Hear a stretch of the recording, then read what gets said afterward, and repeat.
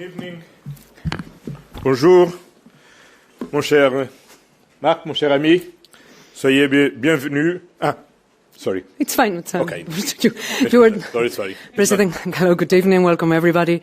Without further ado, I will give the floor to President Costa. The 20th EU-Canada Summit just finished. President, the floor is yours. Muchas gracias. Eh bien, soyez bienvenus à Bruxelles, à l'Union européenne. C'est toujours un plaisir de recevoir un ami très spécial comme c'est le Premier ministre du Canada. Our 20th summit is much more than a symbolic milestone. It is a powerful political statement. The European Union and Canada are among the closest allies in the transatlantic space. We see the world through the similar lens, and we stand for the same values. We have always stood by each other, and we will continue to do so. Building upon these very solid foundations, we have agreed to forge even stronger bonds. With the support of the 27 member states, we will take our strategic relationship to an unprecedented level of closeness. That's why today marks a turning point in our history. First, on defense. We have just signed the European Union-Canada Security Defense Partnership. It is a reflection of our mutual commitment to peace, transatlantic security, and deeper cooperation in building defense capabilities. It opens new opportunities for companies on both sides of the Atlantic. While NATO remains the cornerstone of our collective defense, this partnership will allow us to strengthen our preparedness faster and better, to invest more and to invest smarter. On the economic front, we agreed to expand our trade flows and promote our economic security. Thanks to the Comprehensive Economic and Trade Agreement, since 2017, bilateral trades in goods and services has surged by 71%, demonstrating the tangible benefits of our free trade agreement for citizens and business alike. CETA belongs to a new generation of trade deals. It protects workers, preserves the environment, and safeguards our trademarks. Now, we are working on expanding this relationship and broadening our cooperation. Our new joint agenda will allow us to work more closely in the fields of digital trade, energy security, labor mobility, and the supply of critical raw materials. We will join forces in the global race for artificial intelligence and other breakthrough technologies. And we will also foster people-to-people ties and promote exchanges in education and innovation while firmly defending academic freedom. Together, we will fight climate change. Global problems require global collaboration, and the European Union and Canada can rely on each other. Our prosperity is interlinked, and together we are stronger. The summit could not be more timely. After the G7 in Kananaskis, the day before, NATO summit, and the week of the European Council will discuss Europe in the world. Together, we continue to uphold the values that unite us. At a time when the rules-based international order is under pressure, when multilateralism is under attack, the European Union and Canada stand out as responsible, predictable, and reliable partners. Thank you. Thank you very much, Madam President. Yes, thank you very much. Thank you, Antonio, Prime Minister, dear Mark. At our last summit, it was an honor to visit St. John's, Newfoundland, which has a very special place in my heart because this is the place where my husband landed at the 9/11 attacks. And it was a time where my husband and later on me, we felt the warmth and the hospitality of the people of Newfoundland firsthand. Now, dear Mark, I've seen the beauty of Alberta in Kananaskis. You have indeed a vast country, and I'm happy to see more of it. Same goes for you, Antonio. So we'll be back, and we're very curious to see where you will lead us to, perhaps to the Arctic, which is so important to both of us, and where we have been so clear about the EU support to our Greenlandic partners. Dear Mark, you took the helm of the G7 presidency in challenging times, and you delivered. You brought countries together at a moment when unity is more vital than ever. You helped bring focus to pressing issues, encouraged frank exchange. And you said at this moment, we have to turn the many challenges into change. That is what we are doing today as we meet here in Brussels. As the saying goes, hard times reveal true friends. In these challenging times, we're taking huge steps forward to deepen our strategic partnership. And let me start with defense. Canada and the European Union have been working closely on this for years, both bilaterally and in NATO. Canada has been leading NATO's enhanced forward presence in Latvia since 2014. You're making Europe's eastern flank stronger and safer. And today we're stepping up our cooperation. As you said, we signed a security and defense partnership. It will strengthen Canada's role in Europe's rapidly evolving defense architecture. And it's just the beginning. We will now swiftly launch talks on Canada's access to a joint military procurement instrument. We call it SAFE. It's 150 billion euros. And together we will define where our cooperation can have the most value added and where we should channel joint investments. It will be good for our industries, it will be good for our people, and it will be good for the transatlantic security too. And of course it will be good for our continued support to Ukraine, because the more we invest in the highly innovative Ukrainian industry, the more the industry will be capable and the better Ukraine can defend itself. Dear Mark, Canada has shown incredible generosity to Ukraine, training almost 45,000 troops, welcoming the refugees. Today, Ukraine needs our support more than ever, and you made it clear in Kananaskis last week. We are determined to explore further sanctions to maximize pressure on Russia to come to the negotiation table. So far, the European Union and its member states have mobilized almost 150 billion euros. The friends of Ukraine, all of us, we must now plan for more support for 2026 and beyond. And of course, our focus is turned to the Ukrainian Recovery Conference in Rome in July. And as a key member of our donor platform, Canada is contributing significant financial support to Ukraine, crucial assistance for reconstruction projects, as well as invaluable technical assistance. In Kananaskis, we also discussed the importance of open, stable, and free trade among partners. It's a powerful foundation of our prosperity. CETA is our shared success story that illustrates this perfectly. And indeed, Antonio, you mentioned the 17% increase in trade since 2017 in numbers. It is, in 2023 alone, total trade reached an impressive 123 billion euros. And thanks to CETA, the EU's GDP grew by 3.2 billion, while Canada sees a 1.3 billion euro boost each year.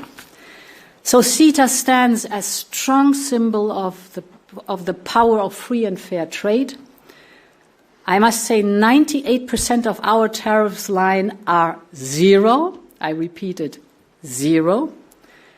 We know that the ratification process is still ongoing, but we are committed to get this done. That brings me to our economic security. Critical raw materials are at the heart of this effort. Canada is uniquely positioned with our with your unique resources. 90% of your mineral output is exported. That is music in our ears. And the European Union is, of course, proud to be the second largest customer. We want to deepen our cooperation with Canada by reinforcing our strategic partnership on raw materials, but our ambition goes far beyond that. That's why I'm pleased that we've agreed to launch the EU-Canada Industrial Policy Dialogue. That is a forum that will provide an opportunity for business leaders, government ministers and commissioners from the European Commission to meet so that they can explore first-hand ways to strengthen our transatlantic supply chains in critical sectors, for example, sectors like clean technologies. Finally, a word on tech and innovation. We're home to world-class talent on both sides of the Atlantic. They are already working via Horizon Europe, the world's largest innovation program, but we can and we must do more to stay ahead in the global tech race, especially in digital. Building on CETA's success, I'm pleased that we've now agreed to launch work towards a digital trade agreement. On top of this, I think we should deepen our research cooperation in strategic technologies like quantum. Let's connect our supercomputers. We also want to explore Canada's participation in our AI Factory initiative. And just as in defense, we should align our standards. That means working towards mutual recognition of certifications for AI products, cybersecurity, and beyond. Later this year, we will hold the first EU-Canada Digital Partnership Council. It will give us the opportunity to go further. Dear Mark, thank you again for this great and productive summit. It's not over. We still have the dinner. This is the beginning of a new chapter in a long-standing friendship between Europe and Canada. Thank you very much, Madame la Présidente, dear Ursula. Thank you, Monsieur le Président, dear Antonio. Be careful what you wish for. The location of the next summit, you mentioned the Arctic, where I'm from. Last time the European Union was at a summit in the Arctic. It was in Iqaluit in February, which was a G7 summit. I remember it vividly. And I remember this. It was the start of the sovereign debt crisis that affected a number of countries in the world. Okay? Think about the difference between then and now. Think about the institutional changes in Europe. Think about what's happening in the world now in terms of the threats financially, the threats geopolitically, and the stability and the resilience of the European Union. And the fact that the European Union is looking to build positively. We're honored that part of this building is with Canada. But it shows how much has changed and how much changed when you stay true to your values and stay focused. Alors, en ce qui concerne la valeur et le mandat du nouveau gouvernement canadien, nous avons un mandat fort qui consiste à diversifier, à renforcer nos partenariats internationaux, à trouver de nouveaux moyens de coopération et de connexion et accroître la sécurité et la prospérité et la stabilité chez nous et à l'étranger, sûrement y compris l'Ukraine. Pour remplir ce mandat, nous nous tenons d'abord à nos alliés les plus fiables, ceux qui partagent à nos valeurs de démocratie, de liberté et de souveraineté. So we're meeting now in that context in, as you just said, in hard times. We might say even a hinge moment of history, a world that's more dangerous and divided, a time where the rules-based international, the global order, rules-based global order is under threat, in a time when technological change is accelerating. And we really have two choices as a jurisdiction, as a country in this circumstance. We can nostalgically look back and long for the old order to somehow return, or we can build a new one with purpose and partnership. And as the most European of the non-European countries, Canada looks first to the European Union to build a better world.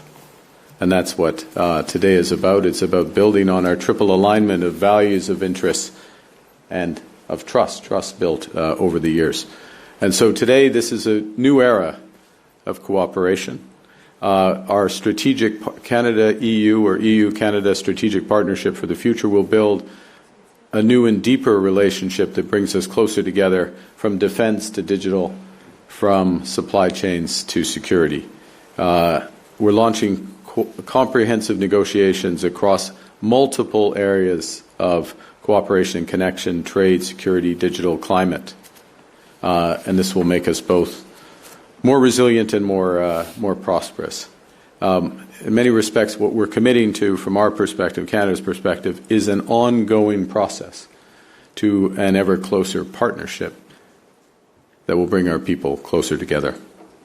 Ensemble, le Canada et l'Union européenne pourront créer davantage des opportunités pour les industries et les travailleurs grâce à des échanges plus fréquents et à une meilleure harmonisation des réglementations.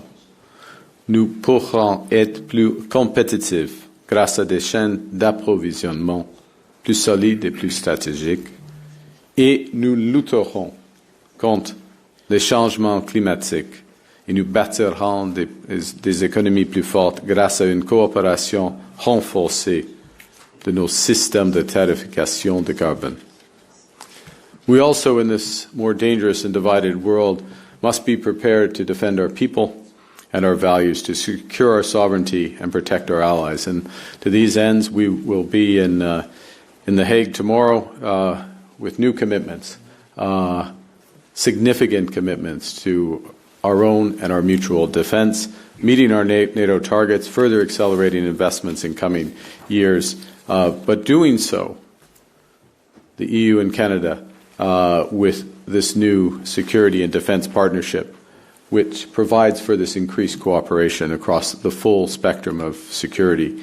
It will help us deliver on our new requirements for capabilities more rapidly and more effectively. It will help build our industries, secure our jurisdictions. So we are very pleased to be taking this important step towards participation in SAFE as part of Rearm Readiness Europe, bringing shared expertise, joint research and innovation. You know, at its core, final word, Europe was born as a project of peace. And Canada, over the years, over the decades, has served alongside European allies in pursuit of that peace. It's that, in those circumstances, from Vimy to Juno, that the world came to know the value of our strength. But now we're working alongside the European Union to combat climate change, to achieve the Sustainable Development Goals, and to protect, amongst other things, academic and scientific freedoms. In these ways, the world knows the strength of our values. And this partnership, which is in defense and security and economics, really builds the strength, builds those strengths in both our jurisdictions and lives up to our values. So with that, thank you for the partnership. It's not over. As you say, we have dinner, and I know in Europe dinners are long and they involve a lot of work, at least when they're in this building. Other dinners in Europe are long and involve very little work, but this one will involve a lot of work, but so be it, because we have a lot of work to do. So with that, I'll hand back for questions. Thank you. Thank you very much, Mr. Prime Minister. We will now open the floor for some questions here in the room. The journalists will have to reach out to the microphones on both sides. Please identify yourselves and the media you work for. Sir. Good evening. Murray Brewster with CBC News. My question is for Prime Minister Carney. Prime Minister, if you could answer in both French and English, I'd appreciate it. This partnership that you've signed today, and recognizing that there is still some negotiation to do, Europe has its own defense industrial capacity challenges right now, just like Canada does. Can you explain how this particular partnership that you've signed today is going to get military equipment into the hands of the Canadian forces, quickly how it's going to expand Canada's defense industrial base and how you're going to pay for it. Yeah. So thank you very much for the question. The first thing, in terms of the challenges / opportunities that exist both for Europe and for Canada, is that we're both embarking on major investments in our defense capacities. We have some complementarities that will allow us both to move more rapidly because we have excess capacity in certain areas. For example, one of the things we need in Canada is just straight munitions. Okay, a very simple thing. Cooperation in aerospace, where there are complementarities both in European leadership, but also some Canadian leadership as well. Complementarities in areas related to, sorry to use the jargon, but the defense industrial pledge, so related defense spending that has dual use or other uses. And President von der Leyen mentioned AI and cyber, those areas which will be incredibly important for defense. So right at the point where both of our jurisdictions need to increase to combat defense threats, we pool our resources, or we can pool much of our resources. We'll be more than the sum of the parts. And as we build up those resources, we can do those in a way that's complementary and mutually reinforcing. One of the ways we can pay for this is the fact that what we will do should be more efficient for both of us, should be more cost-effective for both of us.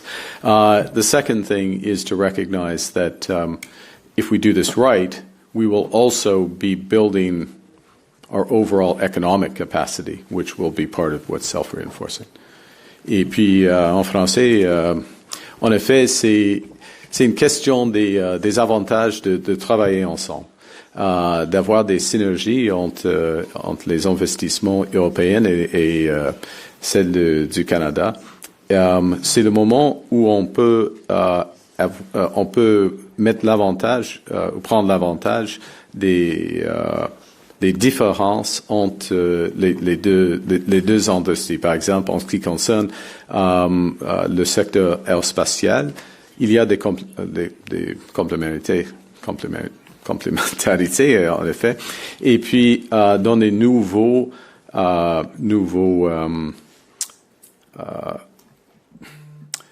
compétences qui seront nécessaires, y compris l'intelligence artificielle et le cyber, la lutte contre le cyber. Encore, il y a des avantages de travailler ensemble et on va le faire. Merci. Okay, so we'll stay on this side. The next question goes for El País, please. Hello. This question is for Ms. von der Leyen and Mr. Costa from a European perspective. What can take this agreement for the industry and for the European companies? And well, one question for Mr. Carney. Do you feel more comfortable in Brussels than in Washington? Thank you. So, you want to start? No, please. It means joining forces, developing capabilities together. And it's the foundation for Canada. We will discuss basic principles, but to join the investments that we have for joint procurement to boost our military capabilities. We were speaking, for example, about air defense capabilities that are needed in the European Union.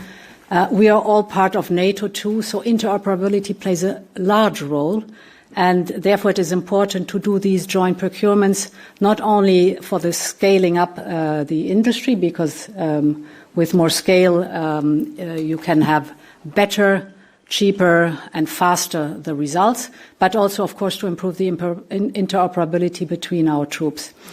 The principles are things like reciprocity, so the access to the defense industrial base from our side in Canada, but from Canada's side also in the European Union, or, for example, the security of supply, that in a moment of crisis we can rely on each other, that the supply will continue and will not be cut off. We had the positive experience in COVID that the supply stayed stable on both sides. So these are principles that we will defined together, but then the access of Canada to our joint procurement in the European Union the door is open.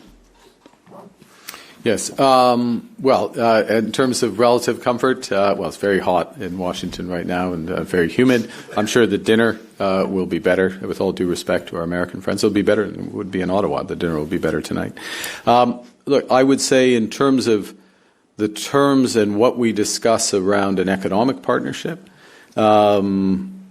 we have similar views in terms of the importance of labor standards. We have similar views in terms of addressing sustainability and building sustainability. I think we have similar views in terms of how we develop a true partnership in matters of defense. And I'll add one other point I don't want to say this is comfort, but it's effectiveness with respect to Ukraine.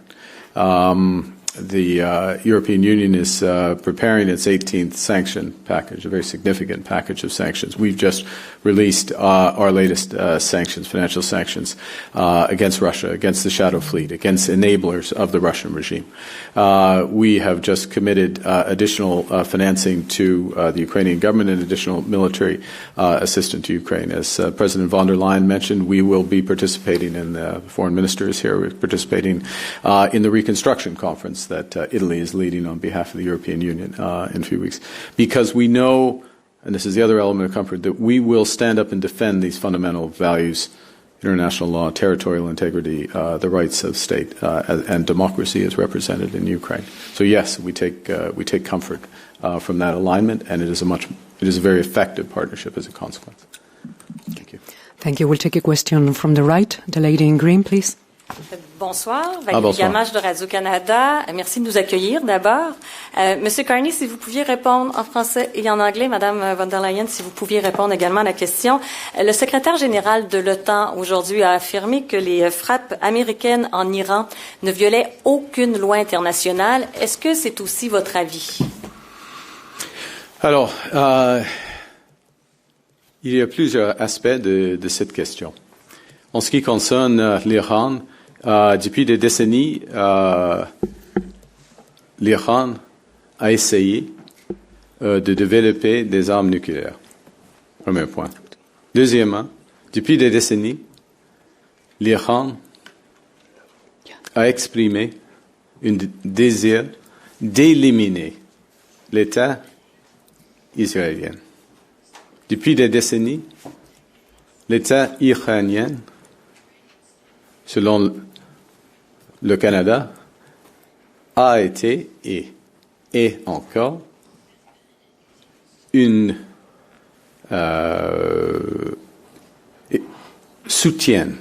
l'État iranien soutient le terrorisme et le corps des gardiens de la révolution islamique est sur la liste des organisations terroristes au Canada. Ce sont des violations des lois internationales. In English, for years, for decades really, Iran has pursued nuclear weapons. Well, Iran has expressed a desire to eliminate the State of Israel, where the state of Iran has been a sponsor of terrorism, Hamas, Hezbollah, the Houthis, and beyond. And where at least in our opinion, Canada has listed the Iranian Revolutionary Guard as a terrorist organization, active terrorist organization. These are violations of international law. These are the ones we looked at. Thank you. Bien, si vous me permettez. En français. Back to basics, en français. Tout d'abord, on est pour défendre le droit international, soit en Ukraine, soit dans le Moyen-Orient. Donc la loi internationale, c'est la base des relations entre les États et les peuples. Donc on doit tenir toujours de respect pour le droit international. Deuxièmement, on doit s'engager pour assurer le respect pour les traités de non-prolifération des armes nucléaires. Et donc l'Iran doit jamais avoir une arme nucléaire et on doit s'engager parce que l'Iran respecte la loi internationale, notamment le traité de non-prolifération des armes nucléaires. Troisièmement, on doit se bâtir pour la paix. La paix, évidemment, ça veut dire qu'il faut éviter l'escalade. Il faut contenir les actions militaires et il faut ouvrir un espace pour le dialogue et pour la diplomatie.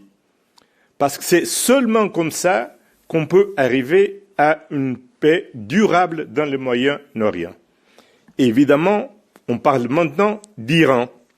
C'est ce qui est à l'heure du jour. Mais il ne faut pas oublier que le Moyen-Orient, ce n'est pas seulement l'Iran. Il ne faut jamais oublier qu'on aura seulement une paix durable dans le Moyen-Orient si on arrive à avoir effectivement une solution de 2 États avec une paix entre Israël et la Palestine. Et dans le court terme, il faut qu'Israël accepte le cessez-le-feu immédiat à Gaza, arrête ses actions illégales dans la Cisjordanie et qu'ouvre les portes des frontières pour l'aide humanitaire et évidemment que le Hamas libère immédiatement tous les otages qui restent dans les mains des Hamas. Donc, c'est dans ces 4 principes fondamentaux qu'on doit regarder la question du Moyen-Orient et notamment les questions les tensions qui existent maintenant avec l'Iran. Okay, we have time for one more question. Kim. Thank you. Kim McCrail from the Wall Street Journal. I'm turning us to trade, if you don't mind. A question for President von der Leyen to begin with. On Friday, the U.S. Trade Representative's Office circulated a document it referred to as a draft agreement on reciprocal trade. It includes concessions on the Digital Markets Act, on the Carbon Border Adjustment Mechanism, and methane rules.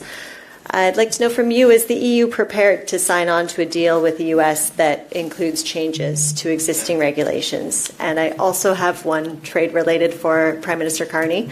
What options is Canada considering besides higher tariffs on U.S. steel and aluminum if the U.S. and Canada don't reach a deal on an economic and security pact by July 21st? Thank you.